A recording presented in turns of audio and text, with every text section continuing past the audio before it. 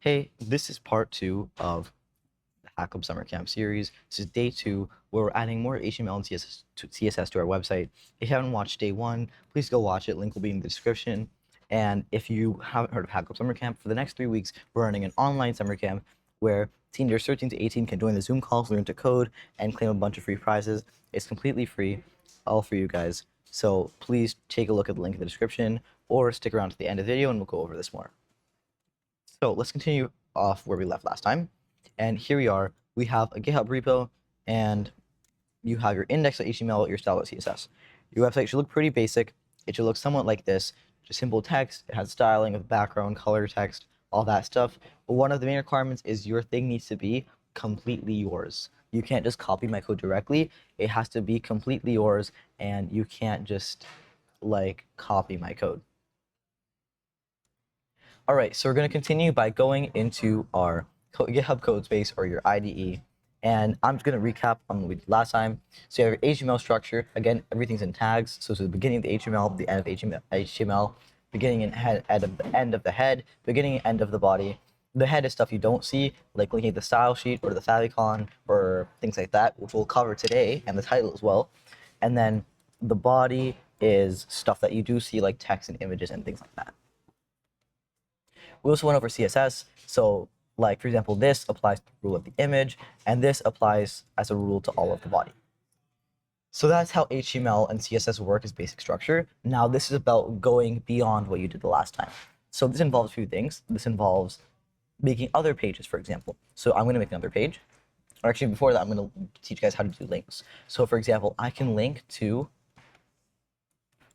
whatever I want, really. I can go here. I can write href equals, I'm going to put hackclub.com, and then you close, and then you're going to see this actually a full tag. The reason for this is that inside you have a spot for text, and this is where the text will show on the site. So I'm going to say Hack Club's main page. And now if I go back to my page and I refresh, you'll see there's a link to Hack Club's main page. For the sake of this, you could also do styling and CSS. I'm going to let you do a lot of this by yourself by looking up online, so you can also learn how to research when coding, because you won't always know everything.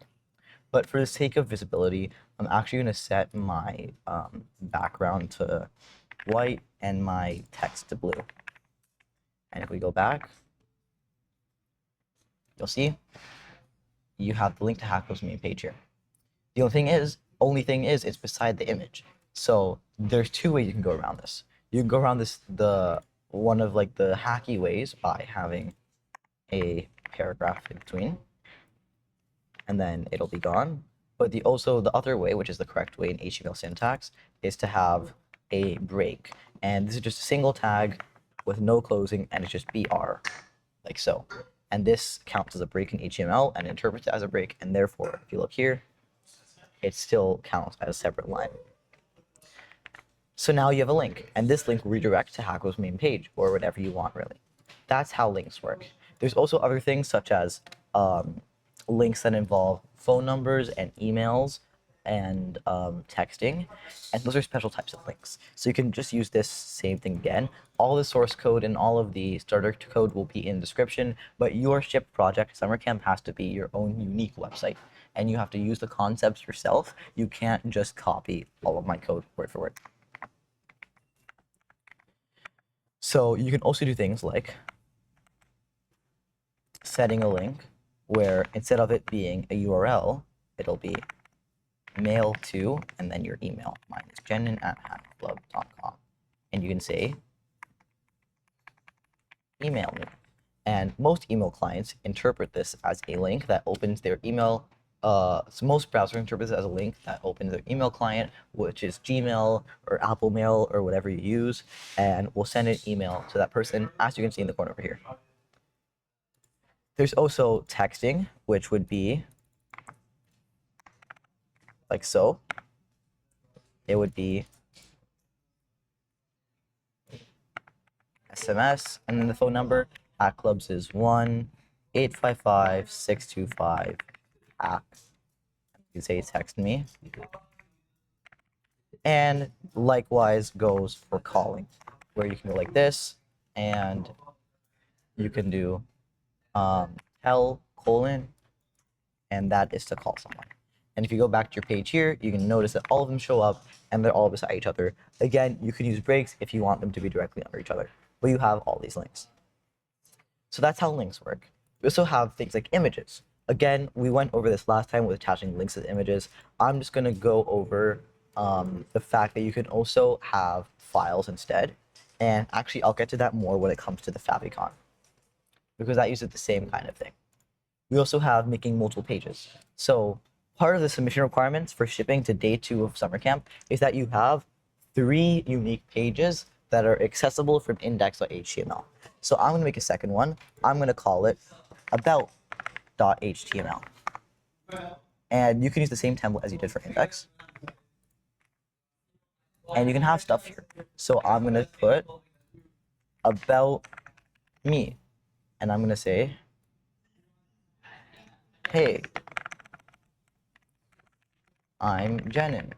Year-round, I live in Toronto, Canada, but for the summer, I am living in Vermont as an intern for like so. And you can attach an image if you want. I'm gonna remove the image because I just don't need it. And just like that, you have your own second page for About Me, and also links the style sheet as well, because you also need CSS. And now this link will work if you go to your URL, and at the end you write /about.html. So the only thing is, how will your users know that they have to go to /about.html to know to find this?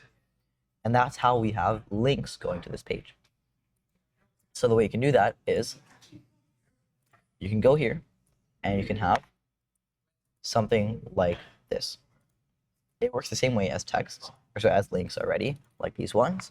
But this is a special type of link. Instead of linking to the full URL, how it works is it just links like this. You link it to /about.html. And then you can go here, and then you can say about me. And this link will link to the /about.html file, because that is in the same folder, like so. And now if you refresh, you'll see this new About Me link. You'll see it automatically puts in the URL in the corner of my screen, and then that will redirect to your About Me page. So you can do that a second time. I'm going to go pause and do that a second time. All right, so what I made was essentially I made it so on my website, at the main page, like so, I have an About Me and a Contact. The About Me I already showed. The Contact Me links to contact.html, and there I just have all my contacts. And I have the 3 files: index.html, contact.html, and about.html. One more thing though. If I go to google.com in here,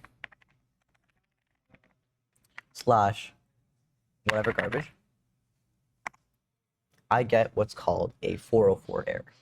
And it says, this requested URL was not found. Right now, if we did this in our own site, nothing would show up. What we're going to do is we're going to add our own 404 page that redirects people back to the home page. So here's what we're going to do. HTML has this cool thing where you can make a 404.html site, and whenever any gibberish is put in that's not an actual file, it will redirect to this 404.html page. So you can do it just as you would another page. So I'm going to do that right now. I'm going to say, you reached a 404. I'm going to say, haha, oh, shoot. I'm going to say, haha, that probably shouldn't happen. And then we are going to add a link back to the home page. So I'm just going to take what I did here, put it here, link it to index.html, and make it say, go back home. And now if we go here, Actually, this won't work in live preview, unfortunately, because of how live preview works. Where if I just do any garbage, it won't show it on here. But once we put it onto GitHub Pages again, it'll show. And I'm going to show you how to do that again, in case you forgot, in about a second. So that's how you make a 404 page. Another thing is making a favicon. So what you can do is you can go online to any online icon maker, like so. Actually, I find more luck when I'm searching for a sprite maker, like so. Pixel, I found to be good. You can create a sprite. So I'm going to create one of a dog using my best art skills. Actually, I'll make it a dinosaur.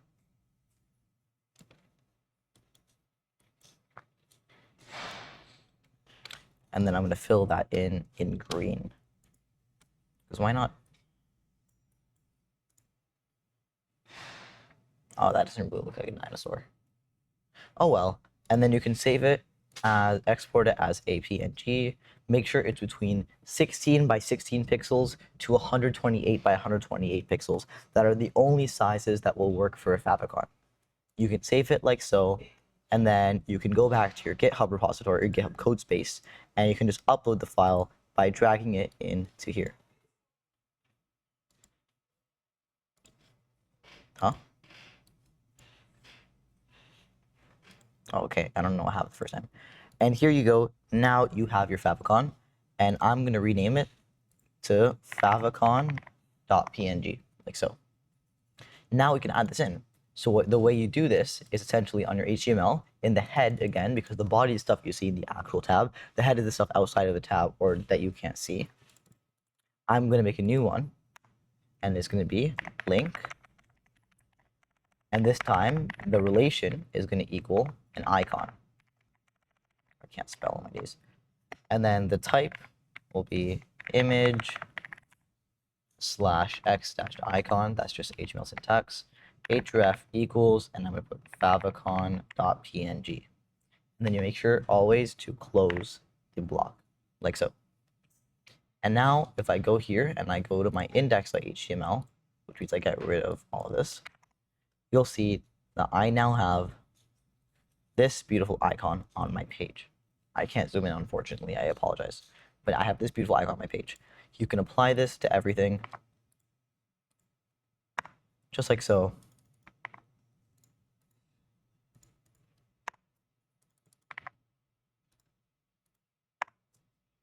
You can make custom ones, you can do whatever you want. Just like that. And that's how you make a favicon. I'm going to show you a few more things, and then I'm going to tell you what your next task is. Again, you don't have to incorporate all of this, but you can also use fonts. So again, in your CSS, you can change the font whatever you want. I use Arial. You can change it to really anything. Like I can do Comic Sans, and then if I go, I believe Comic Sans is a font that's available. Oh, it appears it's not. So the way to check is it's think they're available on Google Fonts usually, or if you just type font family : you'll have a bunch of options here. So I'm actually going to choose this one. This one looks good. And what this is saying is essentially is going to try this first, and then if not, this is a backup. If not, this is a backup. If not, this is a backup, and so forth for whatever reason. So now if I go to my page again and I refresh, you're going to see that I have, if it'll load. Oh, I forgot my semicolon. Make sure you always have your semicolon. I now have a new font, just like that. And it's wonderful. And that's how that part works. Apart from fonts, we also have formatting. I'm actually going to let you look at formatting yourself. There's going to be a link in the descriptions for W3 Schools. They have a really big list of how to bold stuff, strike through stuff, italic stuff, underline stuff, all that stuff. It'll all be in the description. And that's about all I have to show you. Again, you can also add your own things. Feel free to look online. You can do basically anything you want with HTML. To ship your project to summer camp, you will need to have 3 unique pages, and then on top of that, a 404, a favicon, and some CSS that applies to all. So make sure you have all those. You can see the requirements on the summer camp website, and thank you so much for attending. I hope you stay with us.